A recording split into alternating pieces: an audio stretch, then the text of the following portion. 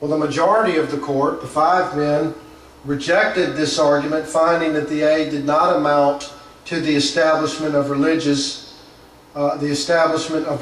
as contemplated at the time of the founding. Black outlines the historical background of the amendment in the context of Madison's and Jefferson's work in Virginia, and including this Jefferson's Act for Religious Freedom. This is the preamble to that act, which starts out with the words, "Almighty God has created the mind free." And what Jefferson really argues, and this is in Virginia before the Constitution was ratified, that men should not be forced to go to church under the pain of civil punishment. And it's interesting to note why Jefferson argues this. He says because it's a departure from the plan of the holy author of our religion.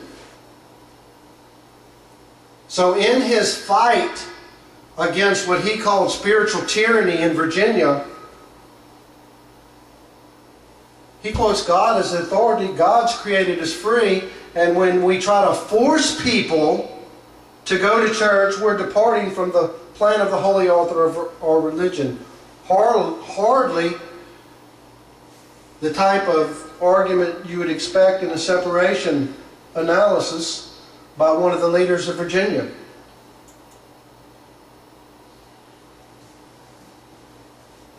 In 1948, despite Justice Black's well-reasoned explanation of Jefferson and Madison and the other founders' understanding of the First Amendment, the court decides that voluntary religious classes on school grounds violated the First Amendment, again citing the separation of church and state statement. Reed again dissents, stating that the purpose of the First Amendment was not to compel men to worship God in any manner contrary to their conscience.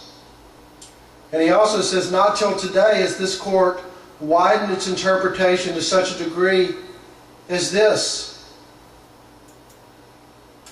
And his most interesting observation, I think, is where he says the, quote, wall of separation between church and state that Mr. Jefferson built at the university which he founded, which is the University of Virginia, did not exclude religious education from that school.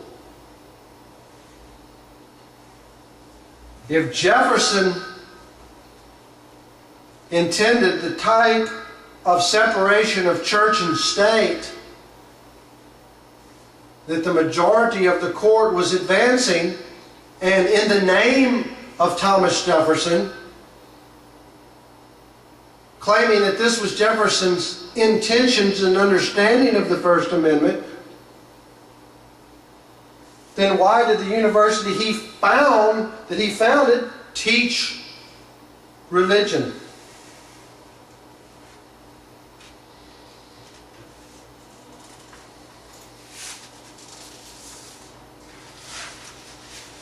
District number 9 of the School Board of New York wrote a policy, a simple prayer, a 22-word prayer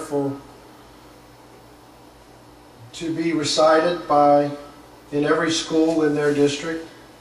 Almighty God, we acknowledge our dependence on Thee, and we beg Thy blessings upon us, our parents, our teachers, and our country. In a disturbing opinion, the 1962 Supreme Court strikes down this simple prayer as a violation of the First Amendment, held it to be unconstitutional, and looking to Jefferson and Madison's work in Virginia, they say that it's the same sort of destructive activity that had caused Americans to flee from England in the first place.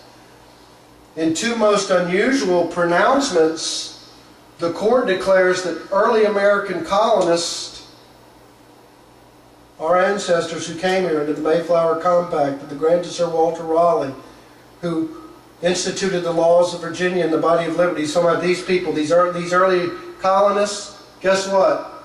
They followed the same pattern of infringing conduct, describing their actions as an unfortunate fact of history.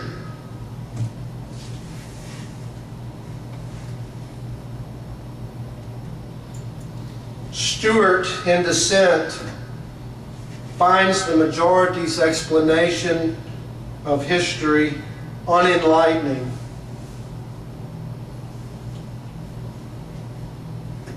Actually, their account is probably more than unenlightening, it's tantamount to deception.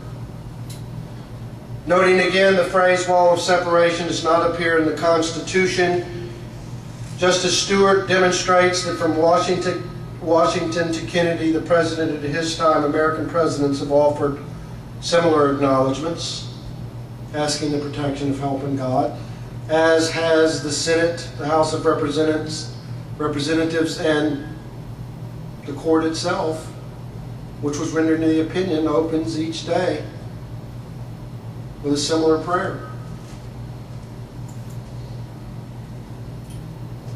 This decree was adopted in the school district of Abington. At least 10 verses from the Bible shall be read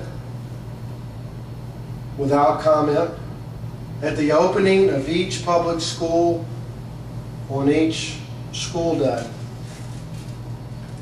Well, this practice was struck down in this 1963 decision, which again I find very disturbing. Note the tone of intolerance and the arrogance of this court. Once again, we are called upon to consider the scope of the provision of the First Amendment to the United States Constitution, which declares Congress will make no law respecting an establishment or religion, or prohibiting the free exercise thereof, etc.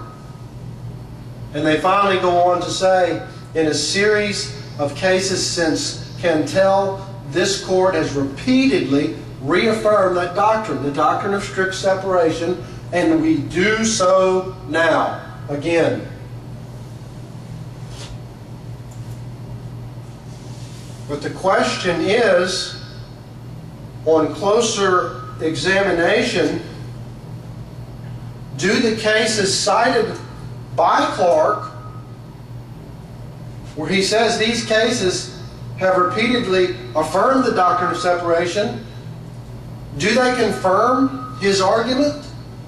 Well, in the Cantel case, which he cites, a law that charged a Jehovah's Witness for breach of peace and solicitation violated the free exercise right of the First Amendment. So the First Amendment, in that case, allowed this man to keep preaching and struck down the breach of peace law. In Murdoch, a city could not require street preachers to get licenses before selling materials and exercising public speech. In Everson, this is another case cited, the court rejected that subsidies for busing to private schools violated the First Amendment. McCollum, Zorrock, Tarasco. Zorrock, religious classes off campus were constitutional. McGowan, Maryland could enforce Sunday laws.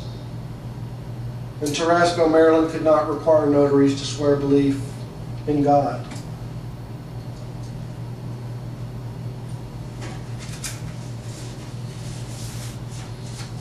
These cases do not support the holding of the school district of Abington, much less the intolerant, obnoxious tone of the man who wrote the opinion.